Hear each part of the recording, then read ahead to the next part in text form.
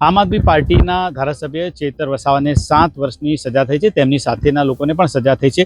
ત્યારે આપણી સાથે ધારાસભ્ય ચેતર વસાવાના વકીલ સુરેશભાઈ જોશી છે, એમને પૂછીશું, સાહેબ ધારાસભ્યની જે સજા થઈ છે શું કહેશો? અમારી દ્રષ્ટિએ તો સજા ખોટી થઈ છે, એટલે અમે અપીલ કરીશું। કેસમાં સજા થયો કેસ જ નહોતો, થઈ છે હકીકત છે। તેથી તમે આ કેસ જોતા આવ્યા છો, ખાસ તમે ચેતરભાઈના બીજા પણ કેસ લડેલા છે, તો તમને શું લાગે છે કે જે એમને આ જે સજા થઈ છે એમાં શું લાગે છે, તમે શું આમ લાગે છે, રાજકીય કિન્નાખોરી લાગે છે કે પછી સજા થઈ છે, શું મામલો લાગે છે? એવું છે કે જે કેસ કર્યો તો રાજકીય કિન્નાખોરીથી કરેલો છે। કેસ બી ચાલ્યો, બહુ સારી રીતે ચલાવ્યો, એમનું તકદીર ખરાબ અને વકીલનું બી તકદીર ખરાબ કે સજા થઈ, જેમાં સજા થયો કેસ નથી।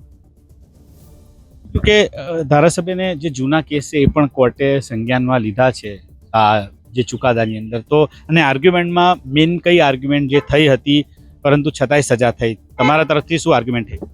એમના તો એ તો બહુ લાંબી આર્ગ્યુમેન્ટ છે સજામાં, એમાં બહુ ડિટેલમાં હું હમણાં આપણે કહી નહીં શકું જ્યાં સુધી જજમેન્ટ ના વાંચ્યું। હજુ જજમેન્ટ અમે વાંચ્યું નથી।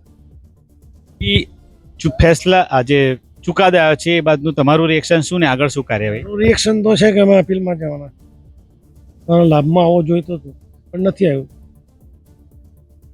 જે એની અંદર જૂના પણ એમના કેસને પણ લેવામાં આવ્યા છે, એની આ કેસના અસર નથી। દરેક કેસ પોતાની મેરિટ્સ પર હોય છે। પ્રોબેશન એક વખત જે મળેલા જે કેસમાં તે રદ, પ્રોબેશન પણ એમને પાલન નથી, તો એ પ્રકારની પણ વાતો છે, એ શું છે? એ આની હાથે નિસ્બત નથી, એ અલગ કેસ છે। ચેતર વસાવા ધારાસભ્યના વકીલ સુરેશભાઈ જોશી તેમને આપણી સાથે વાતચીત કરી છે। નરેન્દ્ર પેપરવાલા, ગુજરાત તક, નર્મદા।